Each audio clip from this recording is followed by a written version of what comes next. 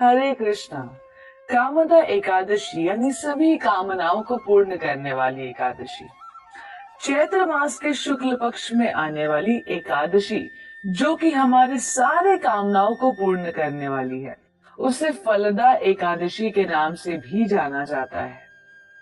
युधिष्ठिर महाराज श्री कृष्ण से पूछते हैं कि कामदा एकादशी का महत्व क्या है, जिस पर श्री कृष्ण इस एकादशी की महिमा बताते हुए अपने श्री मुख से कहते हैं कि यही प्रश्न एक बार राजा दिलीप ने उनके गुरु ऋषि वशिष्ठ से पूछा था।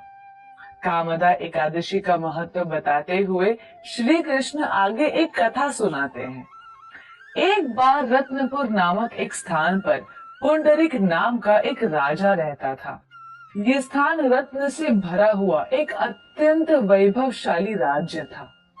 इस राज्य में कई गंधर्व, किन्नर और अनेक अप्सराएं रहती थी, जो नृत्य और संगीत का कार्यक्रम प्रस्तुत किया करती थी। ललित और ललिता दो गंधर्व और गंधर्विका पति पत्नी इस राज्य में निवास करते थे।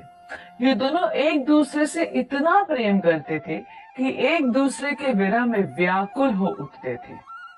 एक बार ललित संगीत प्रदर्शन कर रहा था राजमहल में सभी राजा और प्रजा के सामने।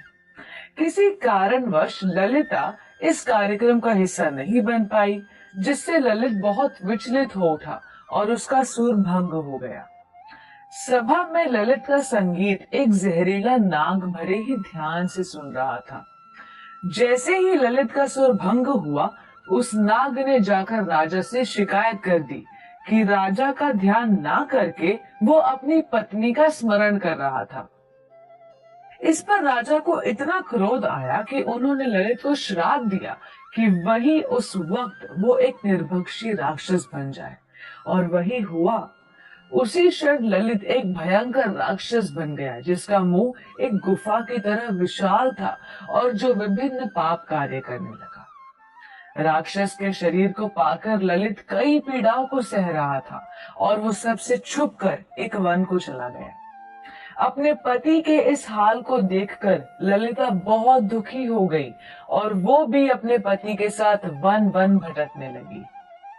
एक बार ललिता को ऋषि श्रृंगी के दर्शन हुए और ललिता ने उनसे विनम्रता पूर्वक दंडवत करते हुए अपनी समस्या को बताया।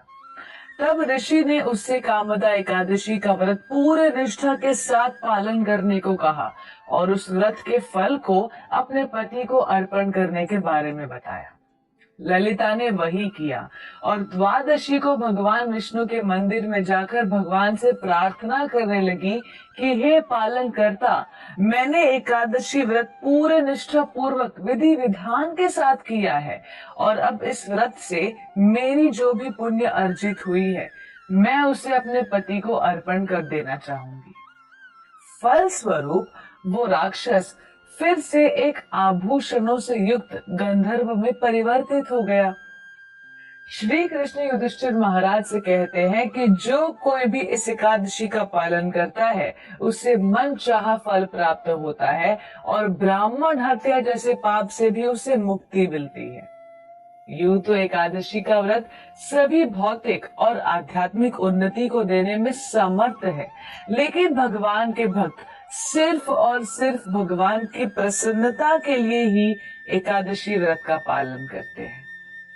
तो आइए हम भी कामदा एकादशी का व्रत रखें और श्री कृष्ण को प्रसन्न कर उनकी भक्ति को प्राप्त करें। धन्यवाद। हरे कृष्णा।